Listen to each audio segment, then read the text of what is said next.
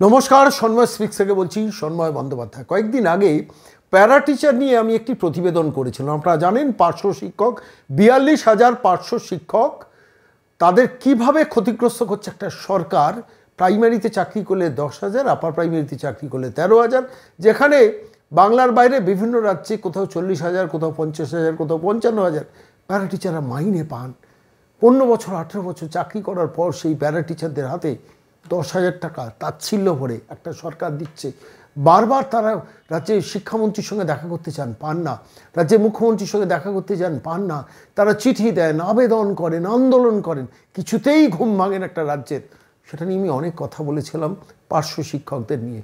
আবারও বলবো, আবারও রাজ্যের মুখ্যমন্ত্রীকে চিঠি লিখবো, পরিকল্পনা আছে। রাজ্যের শিক্ষামন্ত্রীকে চিঠি লিখে জানাবো অন্তত বাইরে থেকে এই দাবিটা, আন্দোলনটা উঠুক। যেমন ICDS কর্মীদের নিয়ে কথা বলা দরকার, যেমন আশা কর্মীদের নিয়ে কথা বলা দরকার, যেমন সিভিক ভলেন্টিয়ারদের নিয়ে কথা বলা দরকার। কিন্তু সব থেকে আগে শিক্ষা দফতরটা ভেঙে তছনছ হয়ে যাচ্ছে।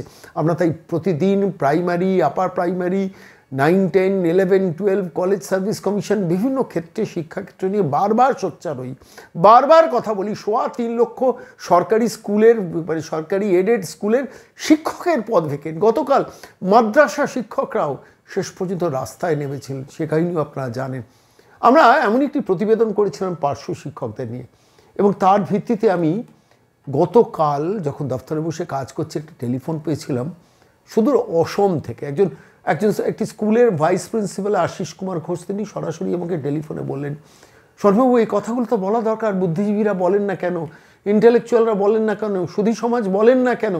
প্রশ্নটা তো আমারও।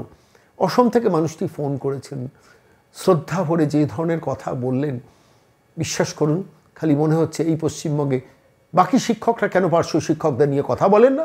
কেন কলেজ অধ্যাপকরা পার্শ্ব শিক্ষকদের নিয়ে কথা বলেন না? কেন কেন কেন আনন্দবাজারের পোস্ট এডিটোরিয়াল পার্শ্ব শিক্ষকদের নিয়ে কথা বলে না? আজকে 42,000 পার্শ্ব শিক্ষক এই মুহূর্তে দাঁড়িয়ে ভেঙে পড়া শিক্ষা ব্যবস্থার মেরুদণ্ড হয়েছে।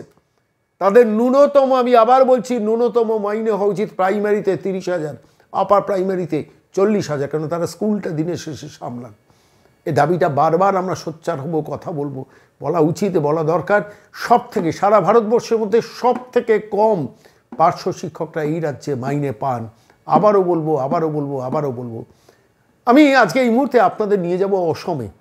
সেই অসমে শিক্ষক রিক্রুটমেন্ট নিয়ে কতটা স্বচ্ছতা আছে, এমনকি পুলিশের চাকরির রিক্রুটমেন্টও কোনো জালিয়াতির অভিযোগ হেমন্ত বিশ্ব শর্মা সরকারের বিরুদ্ধে গত 5 বছরে কেউ করতে পারেনি। তাহলে এই পশ্চিমবঙ্গে আমরা কেন কথা বলতে পারি না?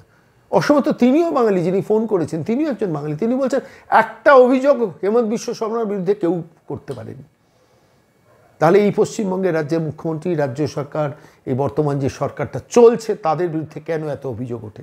দুটো রাজ্যের তফাৎটা, ছোট্ট একটা অডিও আমি আজকে আপনাদের এই মুহূর্তে এই প্রতিবেদনে শোনাবো। অসম সরকারের কি বললেন আপনি? অসম সরকারের যে গভর্নমেন্ট জব বা টিচিং যে টিচার নেওয়া হয়েছে না, এত লক্ষ টিচার নেওয়া হয়েছে, প্রাইমারি, আপার প্রাইমারি এবং হাই সেকেন্ডারি টিচার নেওয়া হয়েছে। হেমন্ত বিশ্ব শর্মা 10 পয়সা ঘুষ দেয়নি, 10 পয়সা। ওপেন, একদম ওপেন একাডেমিক কেরিয়ার, ক্যাটের মার্কস, তার উপর টিচার নিয়েছেন। একটা মানুষ বলতে পারবে যে 10 পয়সা ঘুষ দিয়েছে কোথাও? পুরো আসামের সমস্ত সিট এবং পুলিশ নিয়োগ করা হয়েছে, 1 পয়সা ঘুষ নেননি। আচ্ছা, টোটাল সিট কি বল, টোটাল সিস্টেমটা উনি একদম স্বচ্ছ হওয়ার চেষ্টা করছেন। মানে কোনো মানে অসমে এই চাকরি নিয়ে কোনো মামলা মোকদ্দমা হয়নি বলছেন? না না না, শিক্ষক নিয়ে কিছু, শিক্ষক কিন্তু স্বচ্ছ পরিষ্কার, শিক্ষক ও পুলিশ দুটোই স্বচ্ছ নিয়ে হয়েছে একদম। একটা মানুষ বলতে পারে না যে 10 পয়সা কত ঘুষ দিয়েছে। ওপেন সবাই চাকরি পেয়েছে একদম। কতটা স্বচ্ছতা নিয়ে হেমন্ত বিশ্ব শর্মা কাজ করতে আপনি ভাবতে পারবেন না। আপনার কি বলবো আমরা। আর আপনি যে নিজে ভাবছেন, কত বড় কথা, এত বুদ্ধিজীবী, এত লোক, এত মানুষ, এত শিক্ষক সমাজ আছে, এত জ্ঞানী গুণী আছে, এত মানুষ, একজন শিক্ষক যে একটা অসহায় শিক্ষক হিসেবে আপনি ভেবেছেন, এটা আপনার শত কোটি বলা। আমি চেষ্টা করি দাদা। একটা কথা আমি আপনাকে একটু জিজ্ঞেস করি, আপনার উপর, আপনি ওরা কেউ কি জানি না, আপনাকে একটা অদৃশ্য একটা শক্তি থাকে না, আপনার উপরে আশীর্বাদ বর্ধিত হবে। আপনি একটা অন্যায়ের বিরুদ্ধে আপনি একমাত্র আপনি বুক রেখে কাঁধে কাঁধে রেখে ফাইট করে যাচ্ছে একটা সময়টা। আপনার প্রতিবেদন আমরা আসামে সবাই দেখি, জানেন। আপনি সত্যি আমাদের বিরাট একজন, আপনি একটা প্রয়োজন মানুষ। আপনার মধ্যে মানুষ সত্যি একটা, যে পশ্চিমবঙ্গের মধ্যে এই দুর্বৃত্ত জায়গার মধ্যে আপনি যে নিজেকে কতটা মানে সংগ্রাম করছেন আমি সম্বন্ধে আপনি বলতে পারবেন না। আমি কতটা আপনি কতটা সাহস নিয়ে। আপনার নামটা একটু বলে রাখবেন। আমার নাম আশিস কুমার ঘোষ, আমি পেশায় শিক্ষক, একটা স্কুলের ভাইস প্রিন্সিপাল, আমি পেশায় শিক্ষক আর কি।